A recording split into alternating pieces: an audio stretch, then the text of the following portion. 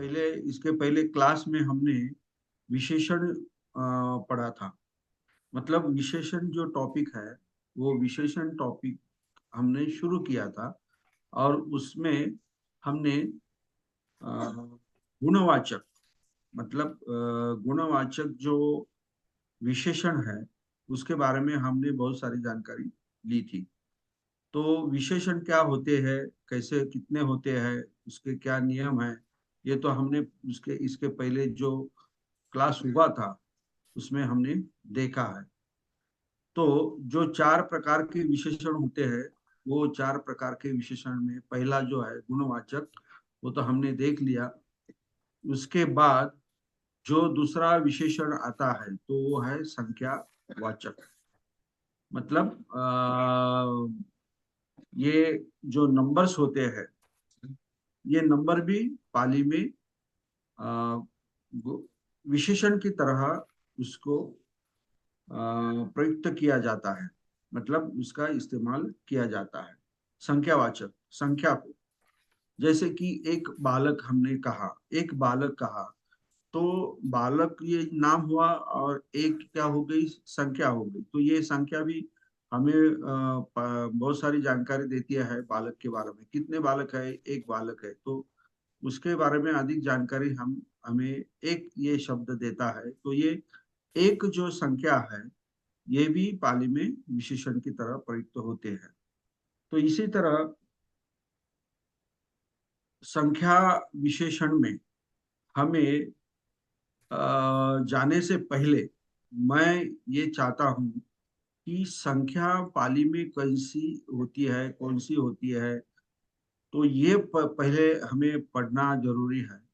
तो हम ये विशेषण को शुरू करने से पहले हम पहले संख्या जो होती है, पाली में संख्या कौन सी, कैसी, किसी तरह उसका इस्तेमाल किया जाता है, ये हम पहले सीखेंगे। ओके। तो ये जो एक जो शब्द है, मतलब संख्या, एक शब्द, एक संख्या जो है, तो ये पुल्लिंग में, नपुंसकलिंग में और स्त्रीलिंग में ये अलग अलग उसके विभक्ति होती है। पुल्लिंग में, स्त्रीलिंग में और नपुंसकलिंग में। मैं आपको ये शेयर करता करता हूँ, बुक शेयर करता हूँ, तो आपको इसके बारे में अच्छी जानकारी मिल जाए। स्क्रीन शेयर करता हूँ। ये देखिए, यहाँ पे एक शब्द जो है, इसकी गिनती किसमें की गई है, सर्वनाम में की गई है। मतलब उसे संख्या भी कहते हैं, एक शब्द को एक संख्या भी कहते हैं। इस एक का मीनिंग जो होता है वो अतुल्य, मतलब इसके जैसा कोई दूसरा नहीं।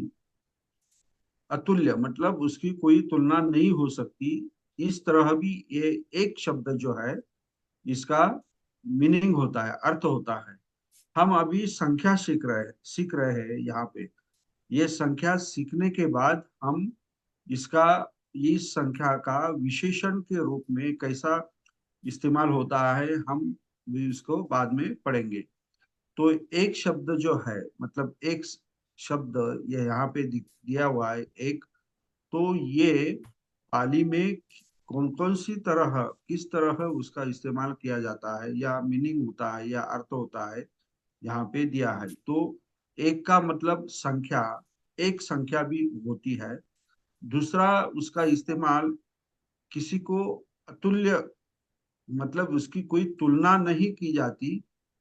आ, इस तरह भी इस एक शब्द का इस्तेमाल होता है। और दूसरा जो है, तीसरा जो है असहाय, मतलब हेल्पलेस। जो व्यक्ति हेल्पलेस है, असहाय है, तो उसी अर्थ से, उसी के अर्थ से ये एक शब्द जो है, ये भी, या संख्या है, ये भी इसका मीनिंग होता है। इसी तरह अन्य, मतलब दूसरा कोई, एक, एको बालको, मतलब कोई दूसरा एक बालक होगा, इस तरह। तो इसी तरह इतने अर्थों में एक शब्द क्या होता है, प्रयुक्त होता है। ओके। अभी संख्या के बारे में हम देखेंगे कि संख्या के अर्थ में एक शब्द एक वचन में ही होता है।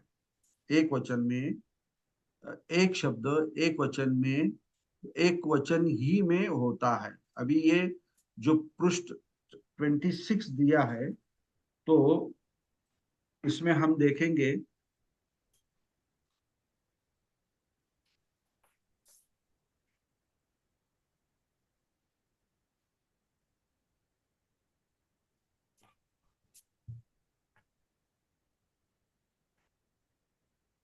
तो हाँ, यहाँ पे भी वही दिया है। संख्या, अतुल्य, असहाय तथा अन्य। अन्य का मतलब क्या है? कोई कोई, ऐसा इसका अर्थ होता है। अन्य का मतलब कोई कोई। इतने अर्थों में इस एक शब्द का हमें मीनिंग होता है, अर्थ होता है। जैसे कि अभी एको बालको मतलब एक लड़का। एको बालको मीन्स एक लड़का। बुद्धो एको व लोके मतलब संख्या के बारे में, संख्या के अनुसार एको बालको, ये इसका ऐसा मीनिंग हो गया, मतलब एक लड़का हो गया। और अतुल्य के अर्थ में अगर हम देखें तो हम क्या कहेंगे? बुद्धो एक एकेव लोके। बुद्धो एकोव लोके मतलब बुद्ध लोक में एक ही है, उनके जैसा दूसरा कोई नहीं है। ऐसा हमें अगर कहना है तो हम एको व, ये एको और ईव, ये इसका संधि हो गया। तो इसीलिए उसका क्या बोलते हैं, उसका उच्चारण एको व, ईव का ई का लोप हो जाता है और वह वहां रह जाता है। तो एको व का मतलब हो गया अतुल्य हो गया। मतलब इसी अर्थ में ये एक शब्द का भी हम इस्तेमाल करते हैं। और जैसे दूसरा, अहं एको व अरण्य विहरामि, ऐसा भी होता है। मतलब क्या हो गया अभी इसका अर्थ क्या हो गया? अहं एको व, एको व अरण्य विहरामि मतलब मैं अकेला, मतलब हेल्पलेस, जंगल में विहार करता हूँ या करता है। ऐसा इसका मीनिंग हो गया। मतलब देखो, एक शब्द का जैसे संख्या, अतुल्य और असहाय के अर्थ में मैं आपको उदाहरण दे रहा हूँ। मैं जंगल में अकेला विहार करता हूँ, ऐसा इसका मीनिंग हो जाएगा इस वाक्य में। मतलब असहाय, हेल्पलेस, ऐसा। और बाकी जो है अन्य का जो अर्थ है, तो उसका अर्थ क्या क्या है? कोई कोई। अन्य, एक का मीनिंग जो है अन्य, उसका मतलब होता है कोई कोई। हाँ, एके, अभी उसका एके एवं वदंती मतलब एके का मतलब क्या है? कोई कोई मतलब एक नहीं, अनेक सारे जो है। तो उसका मतलब होता है एके एवं वदंती मतलब कोई कोई इस तरह कहता है, ऐसा उसका मीनिंग। कहते हैं या कोई कोई मतलब अनेक वचन में है ना, तो कहते हैं हम इसको ऐसा देखेंगे। तो इसी तरह संख्या के अर्थ में एक शब्द एक वचन में ही होता है और तीनों लिंगों में इसके रूप सब शब्द के समान होते हैं। तो एक शब्द जो है, इसके बारे में हमने अभी यहाँ पे ये जानकारी ली है। तो इसका एक शब्द का क्या क्या होता है, मीनिंग क्या क्या होती है? एक संख्या के अर्थ में होता है, दूसरा अतुल्य मतलब इसके जैसा कोई नहीं दूसरा, और तीसरा असहाय मतलब हेल्पलेस, या अन्य मतलब कोई कोई। तो इसी तरह ये जो एक शब्द है, तो पुल्लिंग में उसका एक वचन और बहुवचन, ये यहाँ पे बुक में हमें किया है। ये देखिए यहाँ, सॉरी, हाँ, ये एक पुल्लिंग। ओके, एक वचन। पठ अभी इसकी विभक्ति चलती है। मैंने आपको पहले भी बताया है विशेषण की क्या होती है, विभक्ति चलती है। तो उनकी नाम के जैसा उसका लिंग, वचन और विभक्ति ये चलानी होती है, इसलिए ये विशेषण जो होते हैं इसकी भी विभक्ति हमें चलानी पड़ती है। तो पठवा, द्वितीया, तृतीया, चतुर्थी, पंचमी, छठी और सप्तमी, ये तो 7 विभक्ति आपको तो पता है। और एक वचन और बहुवचन, अनेक वचन। तो एक वचन में ये जो एक शब्द जो है या संख्या है, तो इसे किस तरह चला जाता है, बुद्ध शब्द के समान चला जाता है। ओके, तो यहाँ पे हम देखेंगे एको, एके, अनेक वचन में। एकं, एके, एके न, एके ही, एके भी। मतलब एके न मतलब एक व्यक्ति है या कोई भी है उसके द्वारा। एको मीन्स प्रथमा विभक्ति करता है, तो एको बालको सूर्यं पश्यति, मतलब प्रथमा में है, कर्ता के हिसाब में है, तो हम उसे ऐसे ही करेंगे कि एक मुलगा या एक लड़का सूर्य को देखता है। एको, एकं बालकं नरो जलं देति। मतलब अभी ये द्वितीय विभक्ति है, तो द्वितीय विभक्ति का मतलब होता है स और ला, मतलब को। हिंदी में हमें उसे हम कहते हैं को। तो एकं बालकं मतलब एक बालक को, नरो मतलब जो पुरुष जो है वो क्या देता है, जलम, हाँ, ददाती या देती, हम कुछ भी कह सकते हैं। तो इसी तरह ये एकेन बालकेन, ऐसा इसका मतलब हो जाएगा। मैंने आपको पहले भी बताया है, मैं बार बार दोहरा रहा हूँ कि जो नाम होते हैं उसका लिंग, वचन और विभक्ति वही विशेषण को भी लगते हैं। तो मैंने एको बालको कहा, यहाँ पे एकम बालकं कहा, अभी मैं एकेन बालकेन कहूंगा।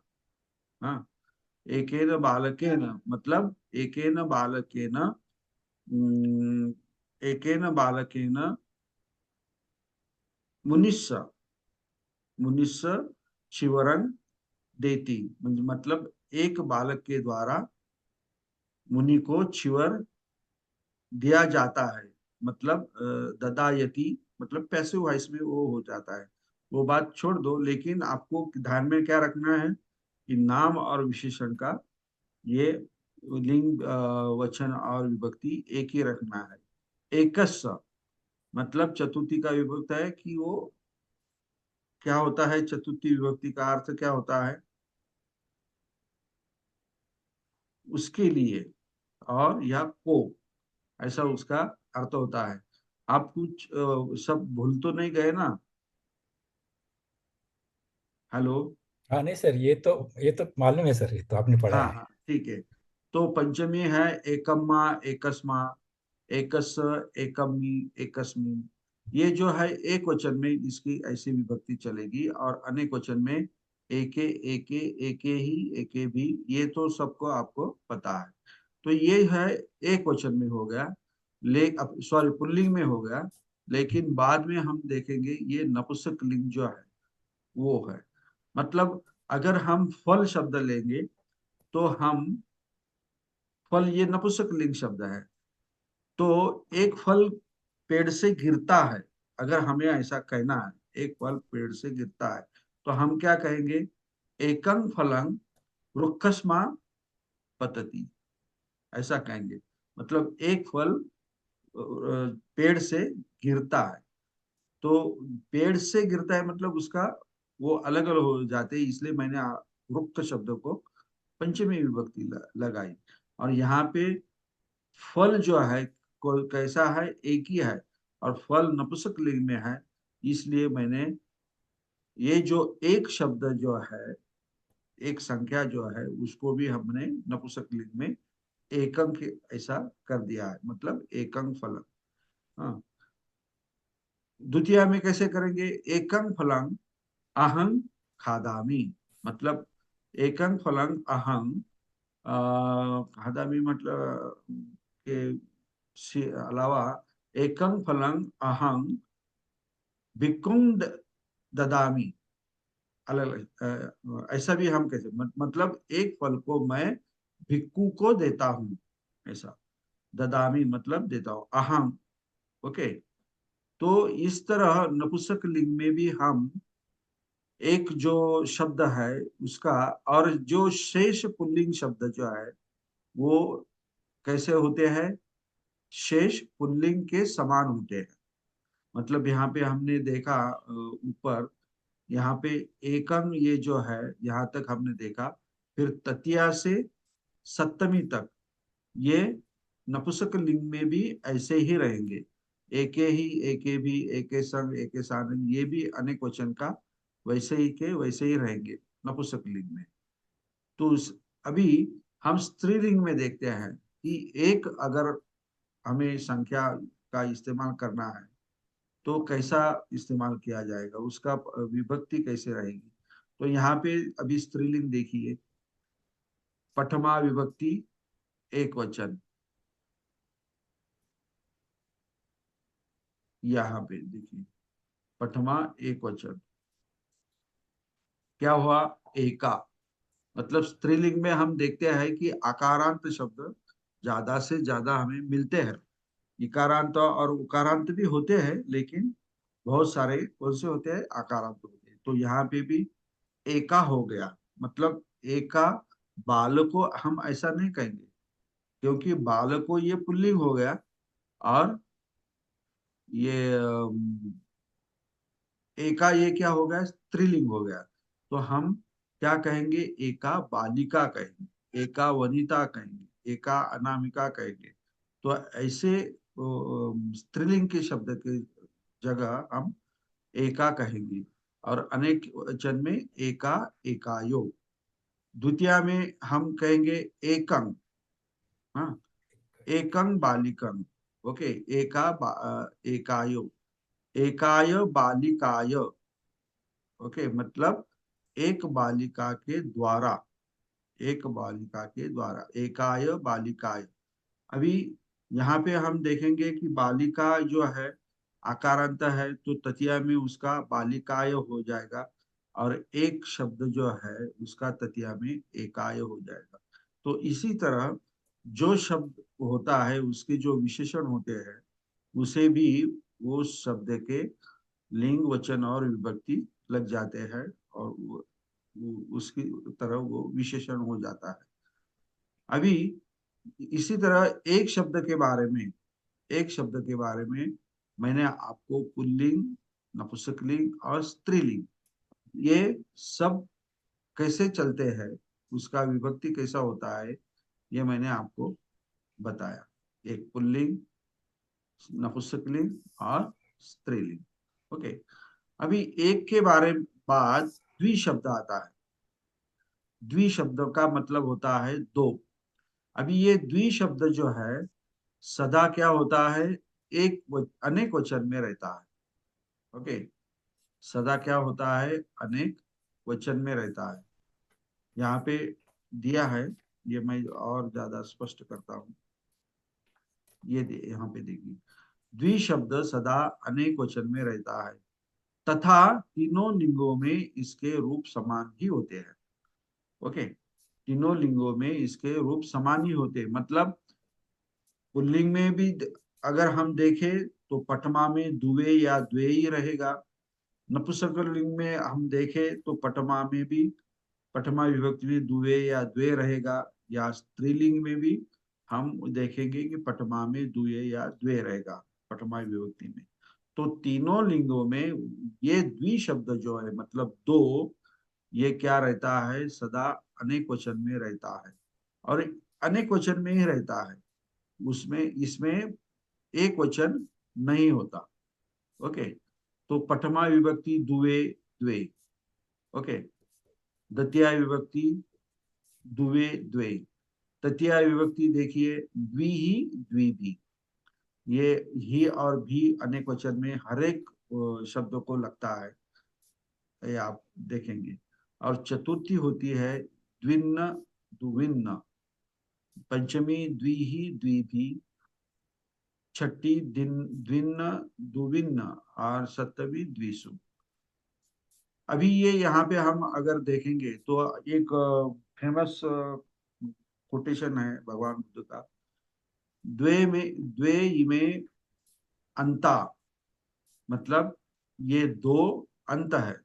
द्वे इमे मतलब दो अंत, मतलब दो आखिरी के ये होते हैं, मतलब दो, क्या कहते हैं इसे, दो भाग होते हैं। तो द्वे में अंता मतलब पवज्जिते न न सेवितव्वा, मतलब जो प्रवज्जित होता है उनके द्वारा इसका, इस दो दो अंत का सेवन नहीं होना चाहिए। तो यहाँ पे द्वे, यहाँ पे इस्तेमाल हुआ है। तो द्वि ही द्वि भी, ये मतलब दो के द्वारा या दो के मार्फत, क्या हम कहते हैं ना, इसी तरह इसका दो शब्द जो है द्वि, पाली में हम कहते हैं, उसका अनेक वचन में ही इस्तेमाल होता है। ओके। अभी दो के बजाय, दो के बजाय ये जो उभ शब्द है, उभ, तो ये भी इस्तेमाल होता है। तो ये जो उभ शब्द है यहाँ पे,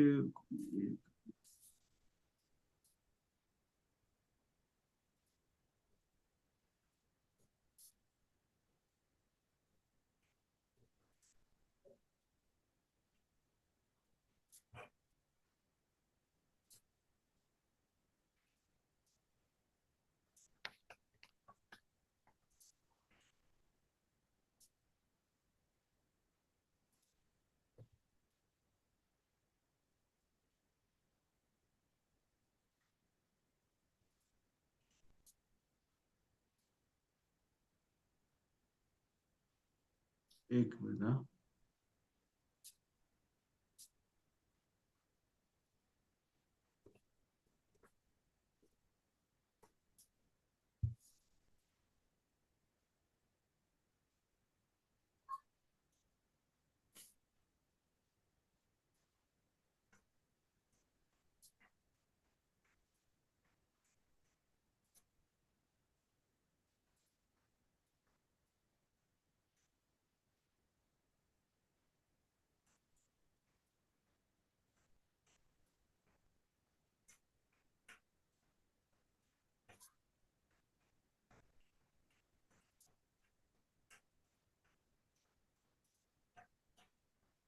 ये जो उभ शब्द है, तो इसका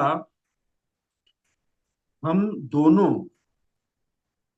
शब्द भी सदा अनेक वचन में रहता है। मतलब उभ शब्द जो है ये भी क्या होता है, हरदम अनेक वचन में रहता है। और द्वे शब्द के जैसा तीनों लिंगों में इसके रूप भी समान होते हैं, तीनों लिंगों में इसके रूप भी समान होते हैं। तो जैसे हमने यहाँ पे देखा द्वे द्वि शब्द का,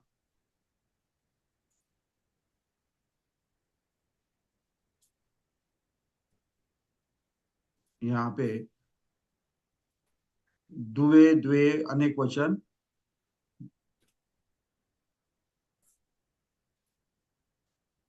ये दु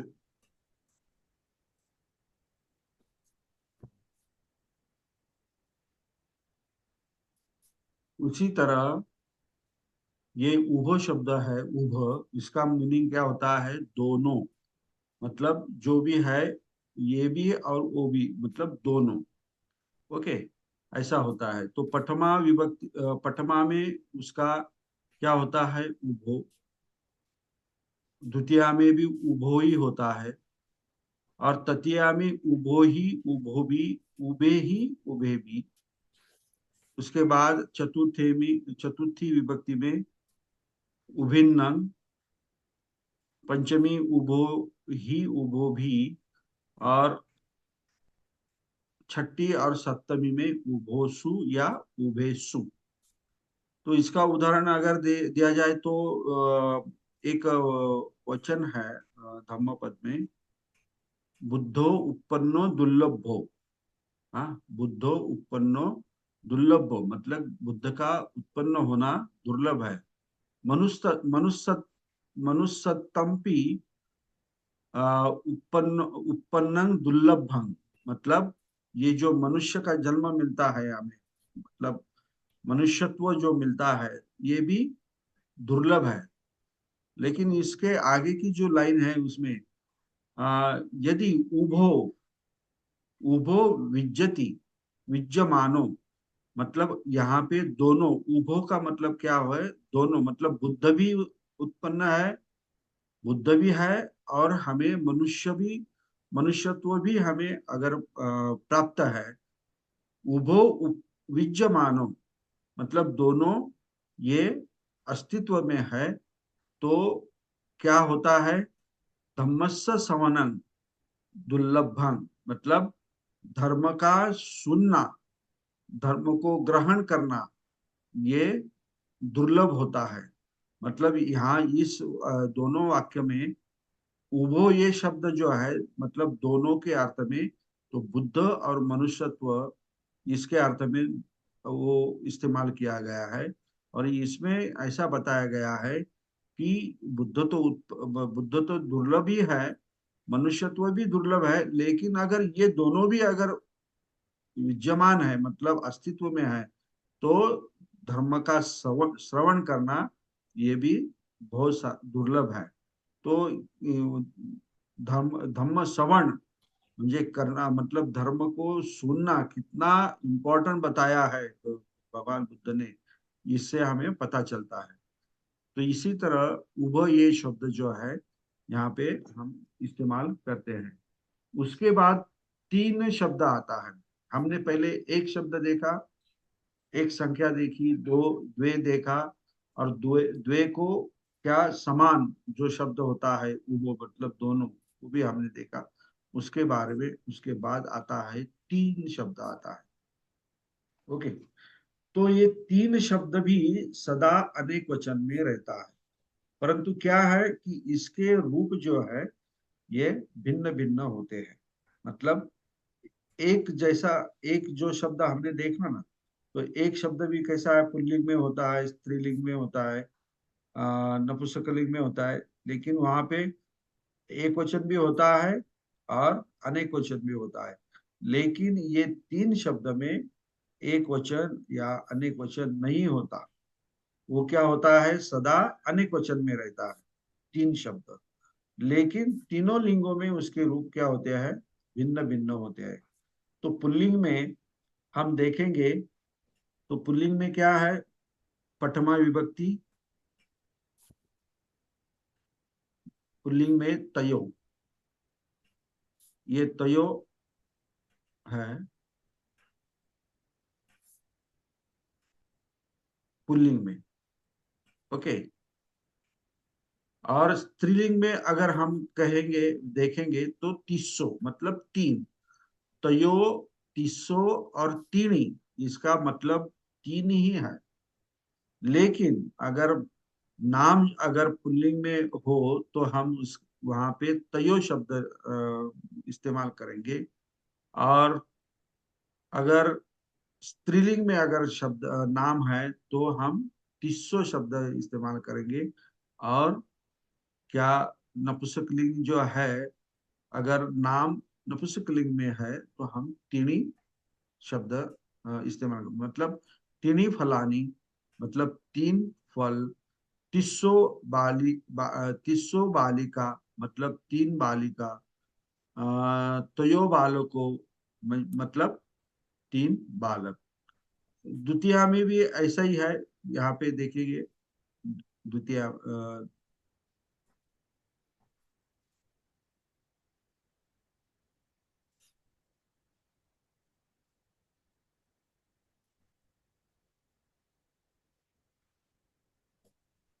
तिस्सो और तीनी मतलब प्रथमा और द्वितीय में दोनों भी सेम ही है। ओके,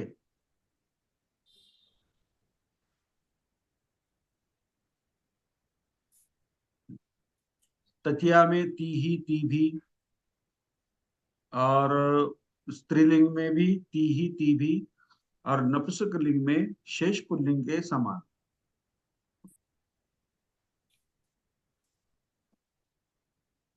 ये हम देखेंगे यहाँ से ततिया का पूरा।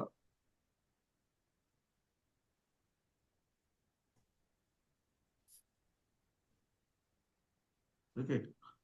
चतुर्थी में भी हम देखेंगे तिन्न,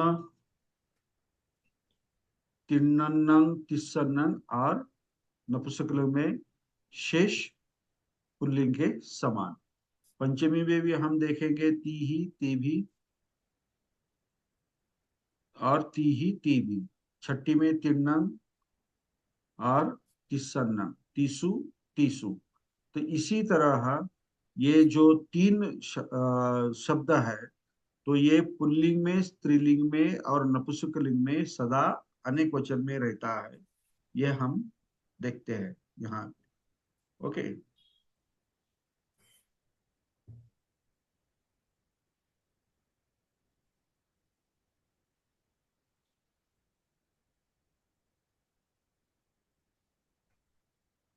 अभी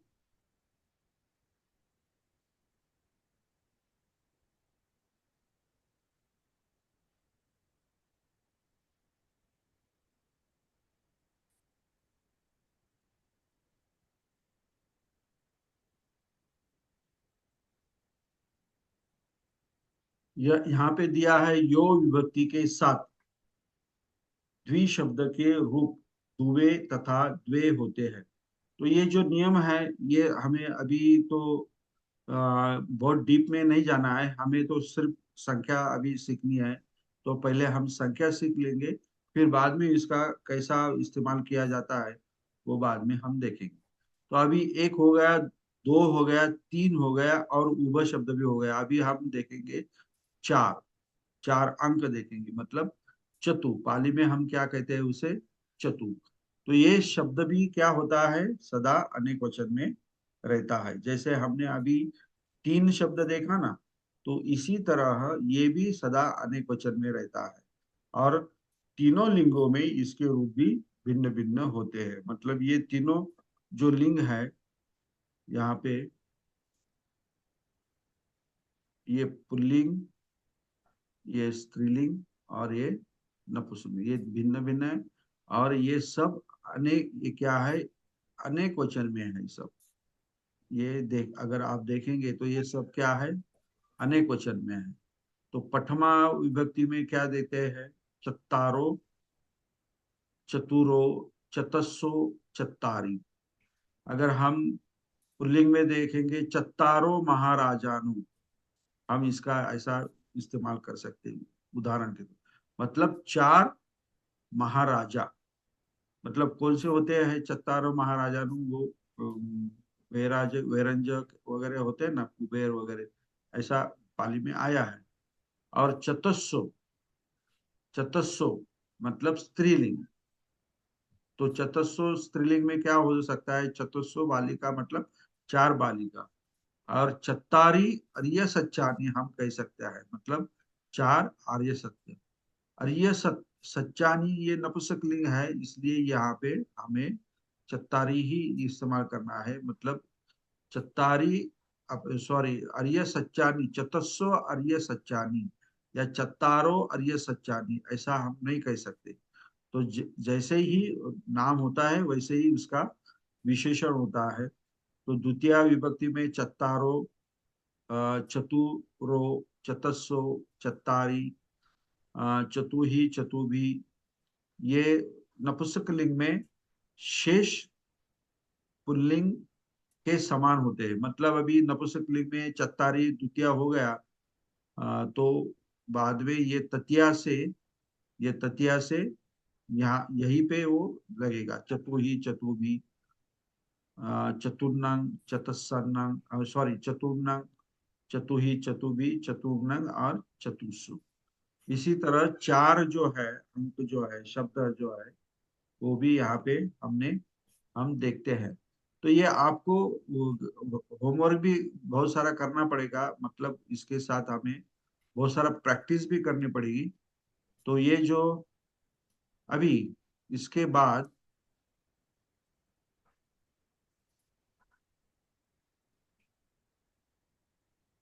हम देखते हैं 5।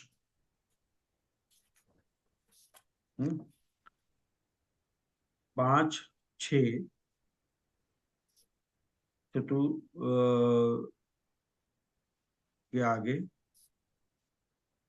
5 का जो है उसका भी यहाँ पे ये दिया है, वो भी क्या है, अनेक वचन में है।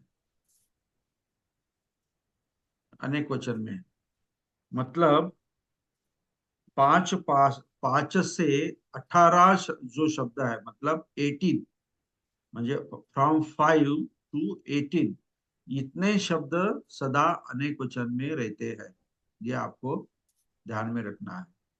कितना, पठमा से लेकर, सॉरी, पंच, पंच से 18, 18 मतलब 18 मतलब 18, ये जो अंक है ये सब आपको ये सब कैसे रहते हैं, सदा अनेक वचन में रहते हैं।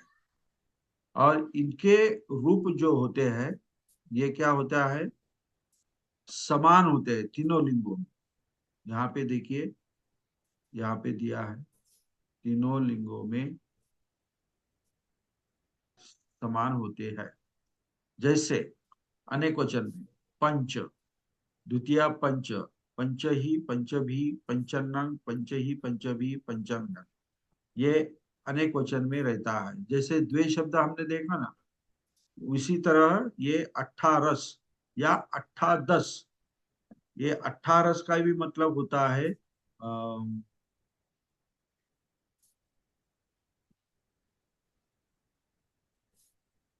18 और अट्ठादश, 10 मतलब 10 और इसके आगे 8, और रस ये भी 10 हो गया और 8 मतलब 18। ये सब जो है पंच से लेकर, पंच से लेकर कहाँ तक, 18 यहाँ पे दिया है। देखिए ये पंच,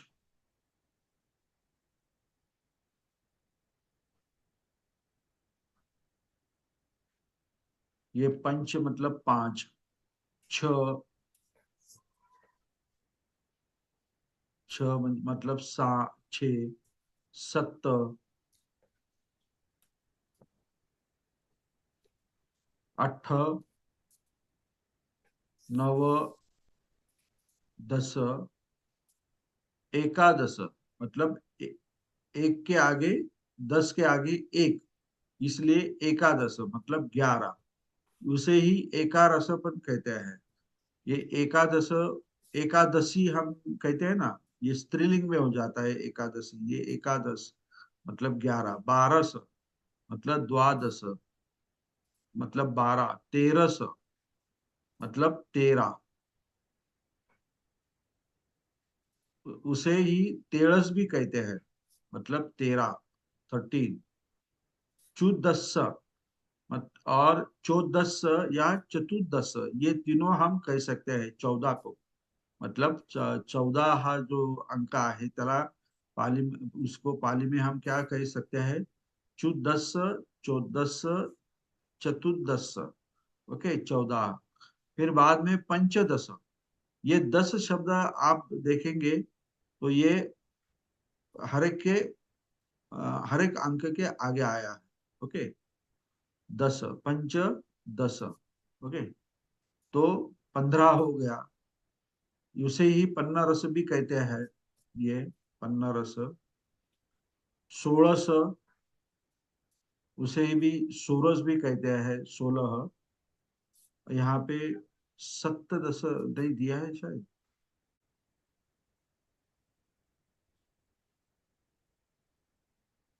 हम उसे क्या कहेंगे, सप्तदश मतलब 17, और बाद में 18।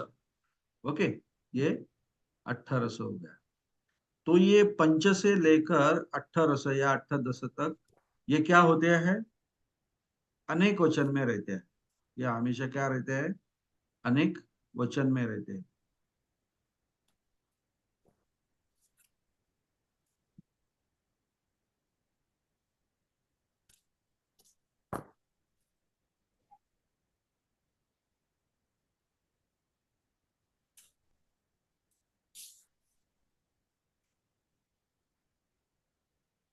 ये देखिए यहाँ पे दिया है पंच अनेक वचन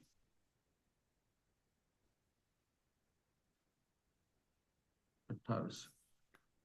अभी उसके बाद 18 के बाद आता है एकुन विसति, मतलब 19।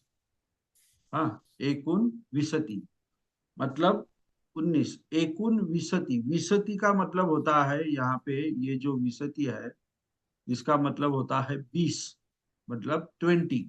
ओके। तो अगर इसको हम ऐसा अलग करके, एक ऊन विसति, एक ऊन मतलब एक को माइनस करके विसति का मतलब होता है एकुन विसति मतलब 19। ऐसा इसका विग्रह अगर किया तो हमें पता चलता है एकुन विसति 19 से लेकर नवुति मतलब 90 तक सभी शब्द नित्य स्त्रीलिंग एक वचन में होते हैं। अभी एकुन विसति से मतलब 19 से लेकर 90 तक सभी शब्द क्या होते हैं, स्त्रीलिंग एक वचन में होते हैं। स्त्रीलिंग एक वचन में, जैसे यहाँ पे दिया है प्रथमा विभक्ति एकुन विसति। ओके, मतलब 19। द्वितीय विभक्ति उसका एकुन विसंति, मतलब यहाँ पे देखिए, अगर आप देखेंगे यहाँ पे अंग ये प्रत्यय लगाया है, और स्त्रीलिंग होने के कारण और ये इकारांत होने के कारण तृतीय अभी हम देखेंगे एकुन क्या है, विसति या लगाया है या। ओके, एकुन विसतिया मतलब 19 के द्वारा या 19 के मार्फत। 19 को द्वितीय विभक्ति को क्या कहेंगे, 19 को, और प्रथमा विभक्ति एकुन विसति, ये ऐसा होता है। ओके।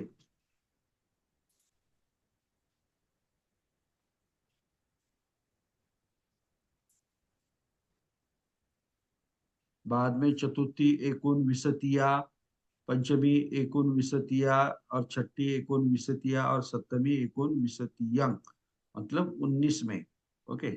फिर 19 के बाद हम देखते हैं अभी, ये तो आप पढ़कर भी सब अच्छी तरह से जान सकते हैं। अभी हमने देखा है 90 तक, 90 तक सभी संख्या जो है वो क्या है, स्त्रीलिंग में होती है और अनेक वचन में होती है। तो यहाँ पे देखिए विसति मतलब 20, 20 विसति। तो ये यहाँ पे उसका जो ह्रस्व दीर्घ जो है ना, विलांटी, ये आपको ध्यान में रखना है। अभी विसति के आगे एक अगर मिला दिया तो क्या होता है, एक विसति मतलब 21, मतलब 21, मतलब 21। उसके बाद में द्वे अगर विसति को मिला दिया तो क्या होता है, द्वे विसति मतलब 22। द्वे लगाए या द्वा लगाए या बा लगाए तो उसका मतलब होता है 22 ही होता है। द्वे विसति, द्वाविसति, बाविसति, 22 ही होता है। फिर उसके बाद अगर देखेंगे ये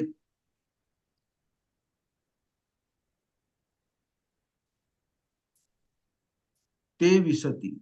ओके, ते विसति हमने देखा, ये ते मतलब एक द्वे ते, ते विसति मतलब 23, चतुर्विसति मतलब 24,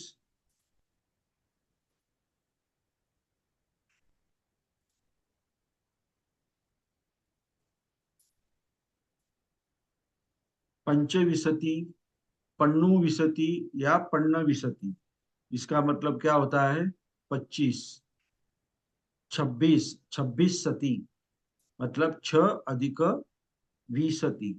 ओके।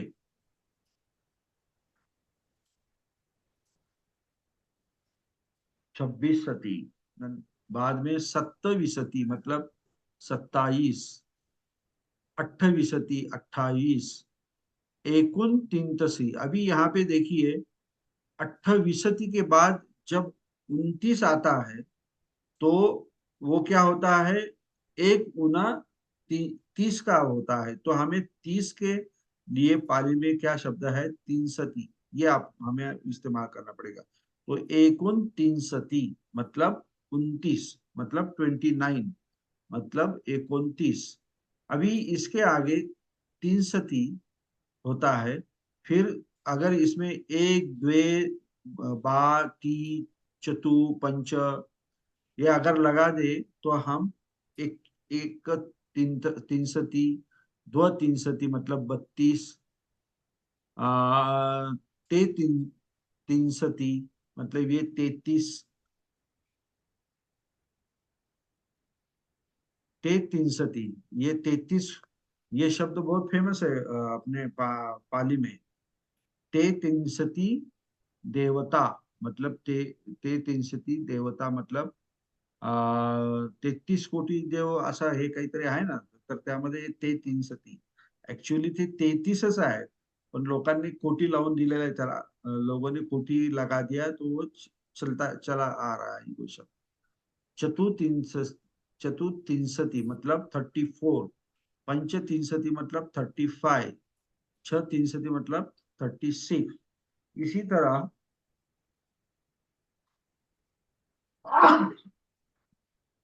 हम देखेंगे 90 तक। आप इसको पढ़ सकते हो, आपके पास ये बुक मैंने पीडीएफ के भेज दिया है, तो इसका आप बुक में देख सकते हैं। ये 83 मतलब ते असती मतलब 80 को क्या कहा है? असती कहा है। अगर आप देखेंगे यहाँ पे असती, ओके, अस सॉरी असीति मतलब 80, और उसके आगे ते लगा दिया है मतलब 3, तो वो क्या हो गया?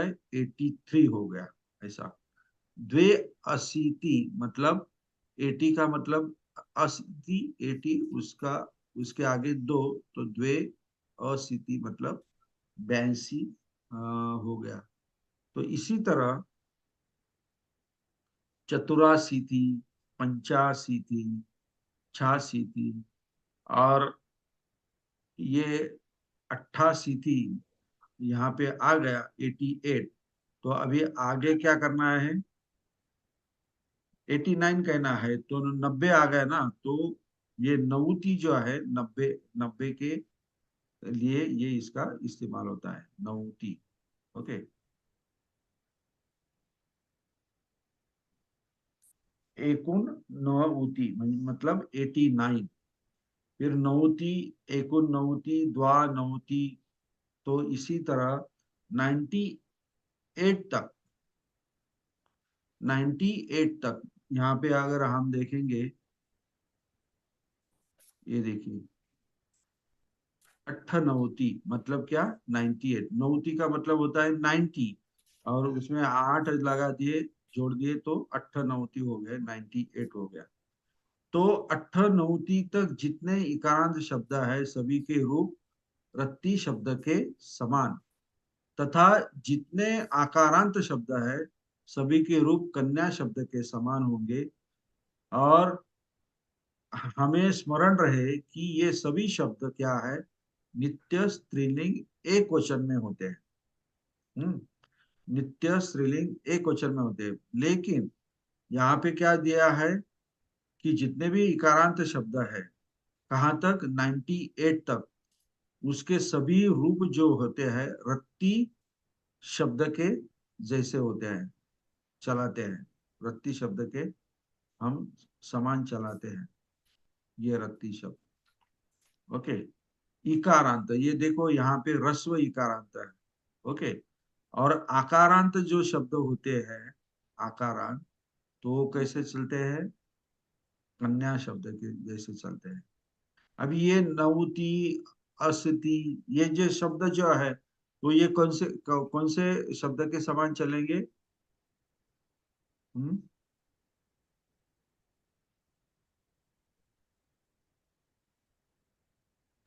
ये रत्ती शब्द के जैसे चलेंगे। और ये जो सतपन्यासा, एक मिनट, हाँ ये देखिए, सप्तपन्यासा मतलब 57। अभी ये आकारांत है, तो ये कन्या शब्द जो हमें हम चलाते हैं, इस उसी तरह ये इसको हम चलाएंगे। तो ये ध्यान में आपको रखना है। यहाँ पे दिया है, आकारांत शब्द है, सभी के रूप कन्या शब्द के समान होंगे, या इकारांत शब्द के रूप प्रति शब्द के समान होंगे। अभी हम 90 तक पहुंच गए, मतलब हाँ, 98, सॉरी 98 तक हम यहाँ पे आ गए। नहीं, एक मिनट, 98, और बाद में एकुन शतम, मतलब यहाँ पे दिया है, देखिए नीचे, एकुन शतम 99। ओके, अट्ठान 98, फिर बाद में एकुन शतम। तो शतम का मतलब होता है 100, शतम का मतलब होता है 100, यहाँ पे दिया है 100। शब्द नपुंसक लिंग में एक वचन होता है। क्या होता है? नपुंसक लिंग में एक वचन होता है, जैसे कि एक वचन प्रथमा विभक्ति एकुन शतम्, द्वितीय विभक्ति एकुन शतम्। जैसे फल शब्द चलता है ना, फल फलानी, फल फला फलानी, सॉरी फलन फला फलानी, फलन फले फलानी। उसी तरह एकुन शतम् एकुन शतम्, एक वचन। और उसके बाद जो शेष जो विभक्ति होती है वो कैसी होती है? पुल्लिंग के जैसे होती है। तो यहाँ पे भी एकुन,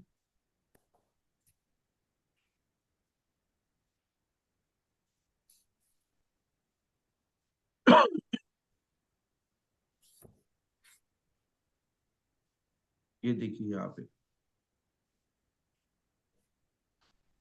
एकुन शतम्, तृतीया एकुन शतेन, मतलब नपुंसकलिंग के जैसे ही यहाँ पे चला, एकुन शतेन।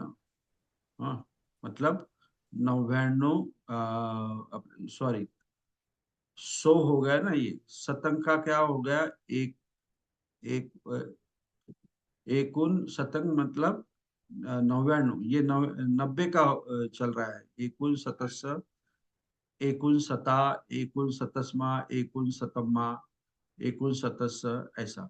अभी इसके आगे जो है,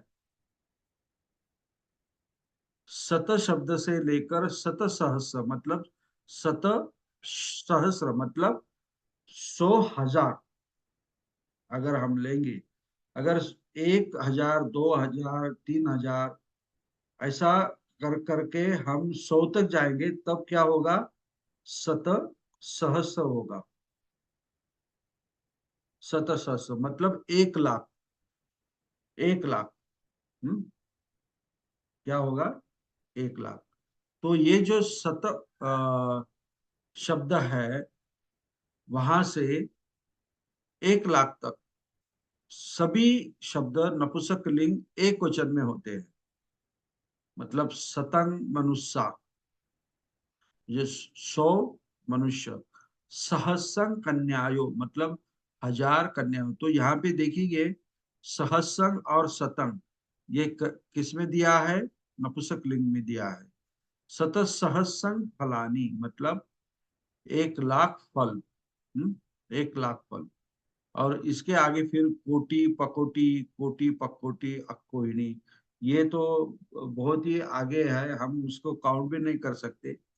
तो इसी तरह ये जो संख्या जो है, संख्या, ये अगर आपको देखना है, ये देखिए यहाँ पे, मतलब पुराने काल में जो मैथमेटिक्स था, वो कहाँ तक उसने प्रगति की थी, इससे हमें पता चलता है। तो हम तो अभी कोटि अब्ज खरब अरब ये जो है, इस पे ही पहुंचते हैं। लेकिन उस जमाने में संख्या कहाँ तक काउंट होती थी? मतलब शत, एक पर दो शून्य मतलब 100, सहस्र मतलब एक पे 3 शून्य, हाँ, जीरो। ये जो 3 नहुतक मतलब 1 पे 4 मतलब 10,000 हो गए। ये शत सहस्त्र मतलब 1 लाख हो गए। और ऐसे 1 लाख 2 लाख करके 100 तक गए हम, तो क्या होता है, कोटि होता है। यहाँ तो ठीक, यहाँ तक ठीक है। ओके। फिर बाद में, 1 मिनट, बैटरी।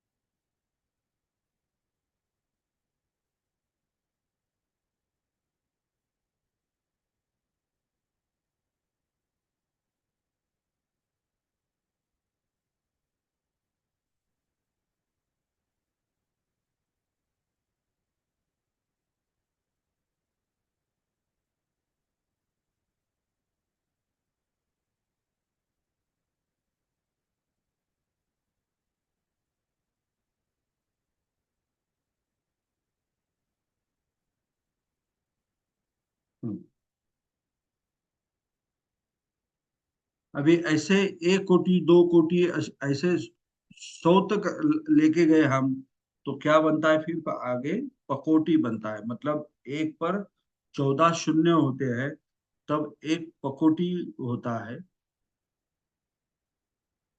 ये पकोटी। और ऐसे 1 पकोटी 2 पकोटी ऐसे 100 तक लिया, अगर हम गिनते रहे, तो कोटि, कोटि पकोटी होता है। तो ये 1 पर 21 शून्य रखते हैं, तब कोटि पकोटी होता है। फिर बाद में ये 1 कोटि पकोटी 2 कोटि पकोटी 3 4 5 6 ऐसे 100 तक अगर हम गए, तो फिर क्या होता है, नहूतन होता है। मतलब 1 पर 28, 28 शून्य लगाते हैं, 28 शून्य। फिर बाद में ऐसे करते करते, ऐसे संबर 100 नहुत हो गए, तो फिर उसको क्या कहते हैं, निन्नंग हुतंग। क्या कहते हैं, निन्नंग हुतंग। ये निन्नंग होते, ये 100 निन्नंग हुतंग होने के बाद अक्षरोहिणी होती है। अक्षरोहिणी मतलब 1 पर 42 शून्य। और ये ऐसे 100 अक्षरोहिणी होने के बाद एक बिंदु होता है, बिंदु बोलते हैं उसे।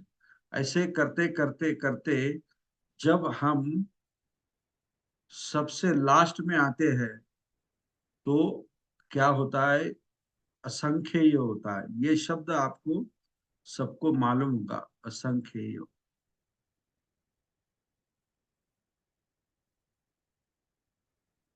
अभी असंख्येय का मतलब क्या हुआ, 1 पर 140 शून्य अगर हम जोड़ दे, तो वो संख्या होती है। लेकिन ये संख्या तो होती है, लेकिन उसे असंख्येय मतलब इंफिनिटी, मतलब उसे काउंट नहीं किया जाता, कर सकते हैं। असंख्येय, ऐसा इसका मतलब है। तो हम हमेशा कहते हैं कि भगवान बुद्ध का जन्म 4 असंख्य कल्प और 1 लाख कल्प के बाद होता है। तो वहाँ का जो असंख्य है, जो अंक है, मतलब संख्या है, ये यहाँ पे है। तो मैंने ये 1 पर 140 शून्य लगाया, तो कितनी बड़ी संख्या होती है, इसका भी मैंने ट्राई किया था, पता लगा। जो गणित के जो स्कॉलर है, उनको बताया था, तो वो तो कैलकुलेटर पे या किसी अन्य डिवाइस पे वो तो संख्या आती ही नहीं। मतलब कुछ शून्य तक जाते हैं, फिर इंफिनिटी मतलब अमर्याद, ये ऐसा वो बताते हैं। तो इसी तरह उस काल में भी जो काल गणना थी, वो काल गणना कितने ऊंचे स्थान पे थी या प्रगत थी, ये हमें पता चलता है। तो इसी तरह ये जो पूरा जो संख्या का मामला है, तो ये आपको, मैंने तो आपको बताया है कि कौन सा पुल्लिंग में होता है, कौन सा स्त्रीलिंग में होता है, कौन सा अनेक वचन में होता है।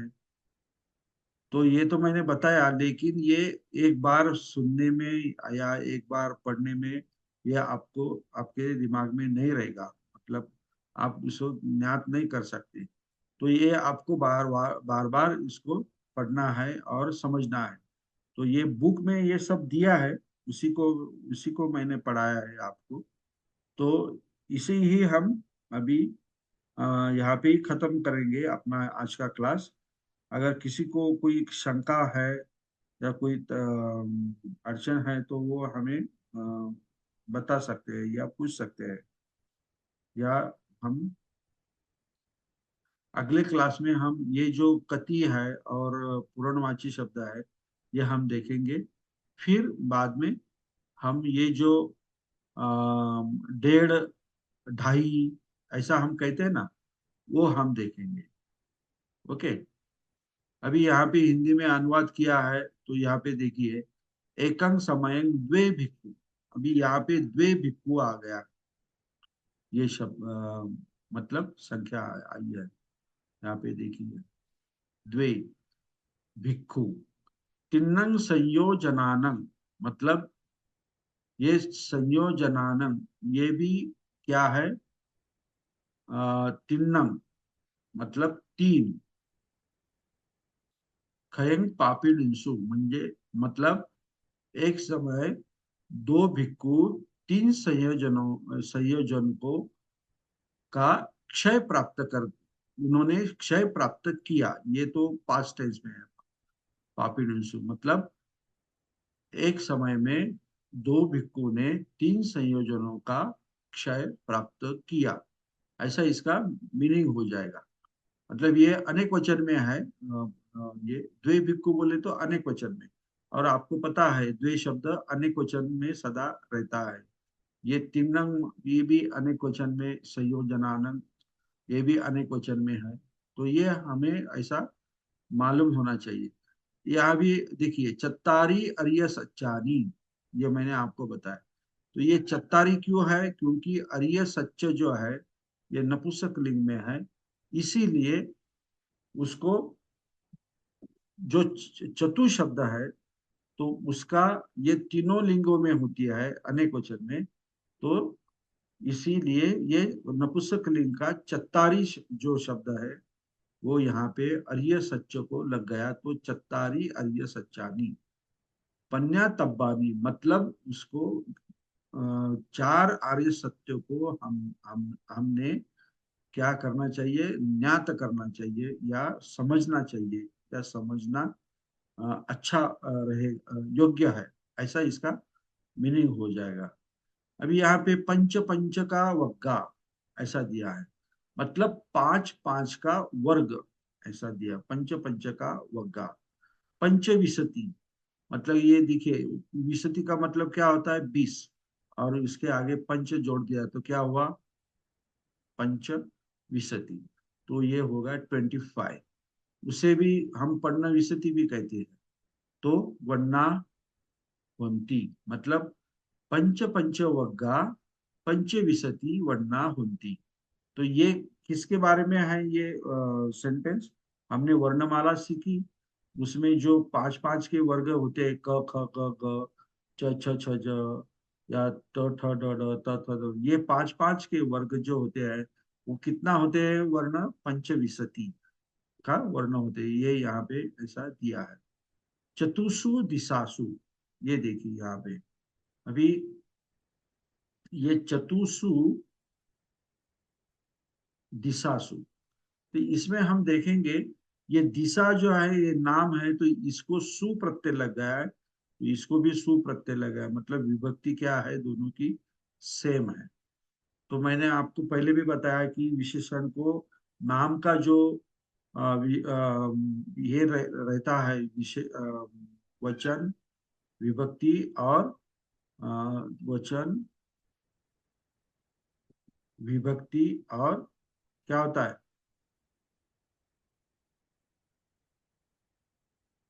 क्या होता है, हेलो,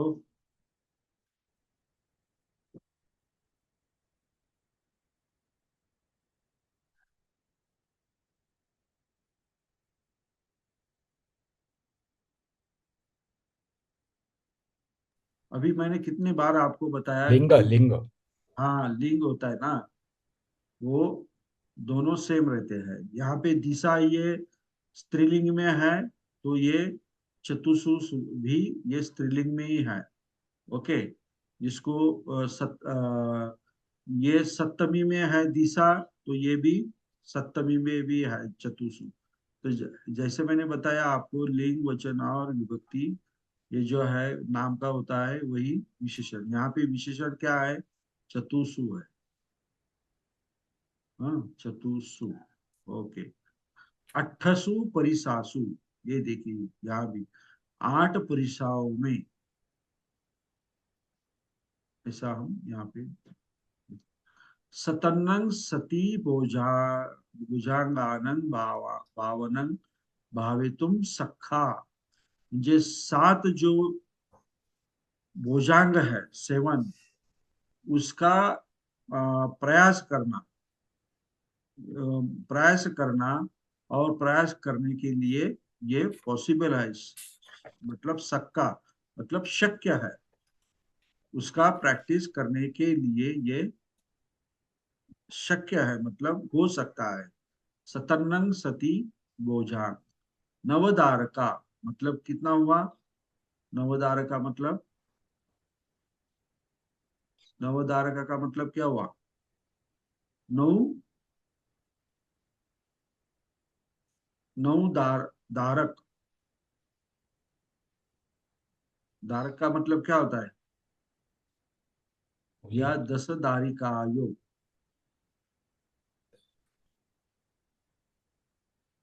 एकादश फलानी, क्या है ये? कौन बता सकता है? नवदार का मतलब क्या है? 10 दारिका योग का मतलब क्या है? 9 एकादश मुले फलानी। आणि 10 मुली. हाँ। यस। एकादश फलानी. हाँ। एकादश म्हणजे 11 फळे. Very good. देन चतुस्सो अनुपस्सना योग।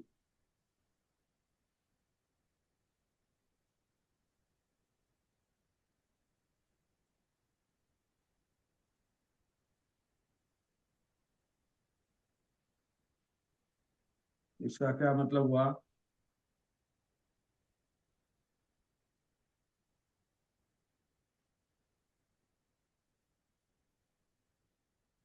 चार अनुपस्सना, विपस्सना मालूम है ना? तो उसके ये जो चार अनुप अनुपस्सना दिया है, तो विपस्सना स्त्रीलिंग है, इसीलिए ये चतुस्सो जो है ये भी स्त्रीलिंग में दिया है। वो क्या हो, क्या हो?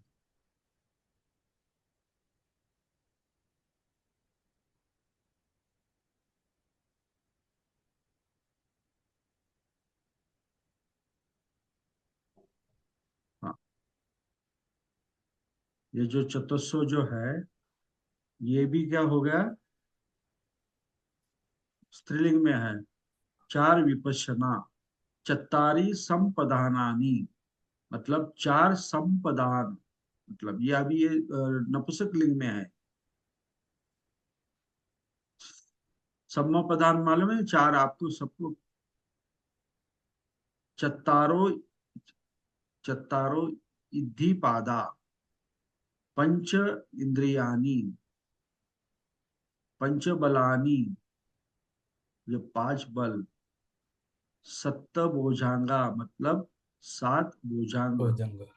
अट्ठमग्गो, मतलब 8 मार्ग। अष्टांगिक. हाँ। अष्टांगिक मार्ग अभी म्हणता येईल. ये सप्ततिंसती बोधिका पक्षिका, धम्मा भावनिया, बहुलीकरणिया। मतलब सप्ततिंसती का मतलब क्या हुआ? थर्टी सप्ततिंसती। 37. यस, 37। तिंसठी का, तिंसठी का मतलब होता है 30। उसमें 7 मिला दिए या जोड़ दिए तो कितना हो गया? 37। अपन हम कहते हैं ना, 37 बोधि पक्षीय धम्मा, हम कहते हैं ना, वही है ये। सप्ततिंसती बोधि पक्षी का धम्मा भावनिया, मतलब 37 बोधि पक्षीय धम्म का प्रैक्टिस करना चाहिए। बहुलीकरणीया मतलब उसको दृढ़ करना चाहिए या करना अच्छा है, ऐसा। पठमे कप्पे मनुष्या दीर्घायुका भवेंसु।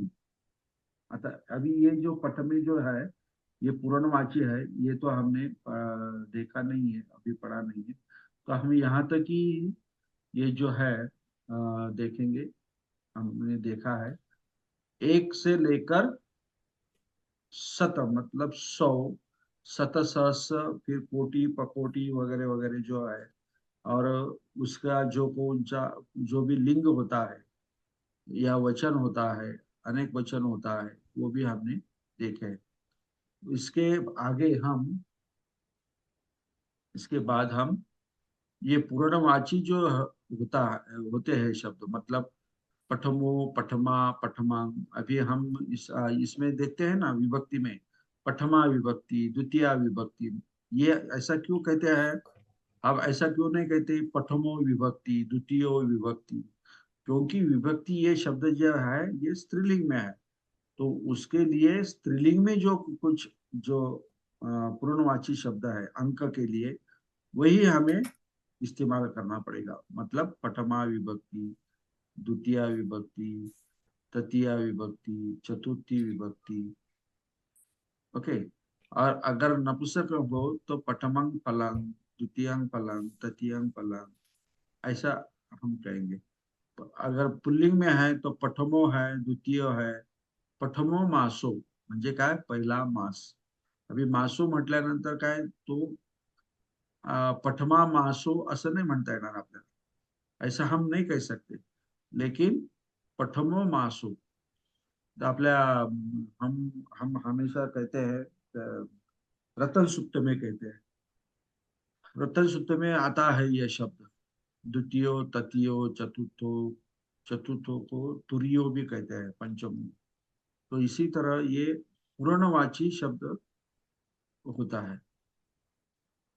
तो ये पूर्णवाची शब्द कब इस्तेमाल करते हैं कि अगर हमें पर्टिकुलर वो नंबर का ही आदमी या वस्तु या चीज को कहना है, तो हम कहते हैं।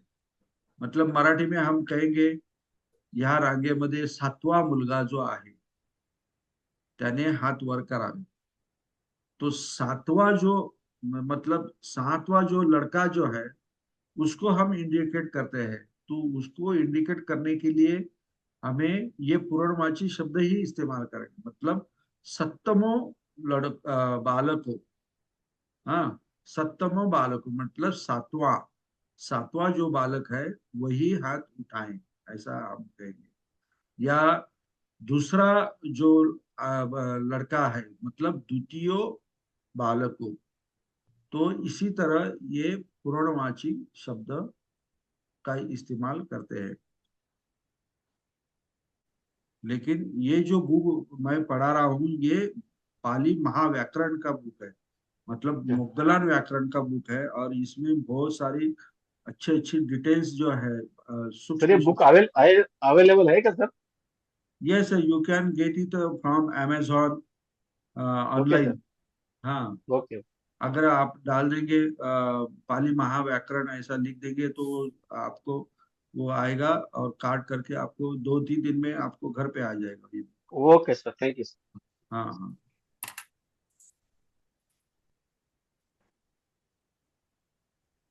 हाँ, नरवाड़े साहब बोला।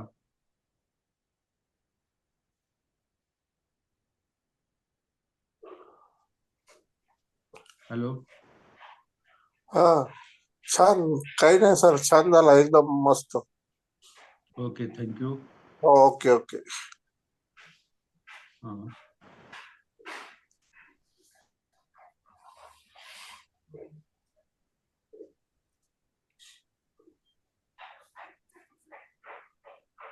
अजून कोणाला प्रश्न विचारायचे? अभी हम विशेषण सीख रहे हैं। तो इसके अंतर्गत ये संख्या जो होती है ये हमने पढ़ी है। अभी अगले क्लास में जो रिमेनिंग पोर्शन है, I will teach you remaining portion, and then how to use these words, these numbers in adjective.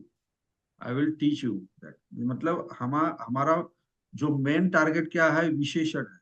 लेकिन विशेषण में जो संख्यावाचक आता है, ये हमें अगर संख्या ही मालूम नहीं होगी तो विशेषण कैसे मालूम होगा। तो इसलिए मैंने आपको पढ़ाया, पहले क्या पढ़ाया आपको, संख्या पढ़ाया कि कैसी संख्या बनती है, कैसा उसका जेंडर होता है, कैसे वो एक वचन में अनेक वचन में होते हैं, और फिर उसको कैसे नाम का जो होता है लिंग विभक्ति और वचन, उसके साथ अभी कैसे उसको जोड़ा जाएगा, वो भी हमने थोड़ा एग्जाम्पल लिए हमने, और सारे लेंगे।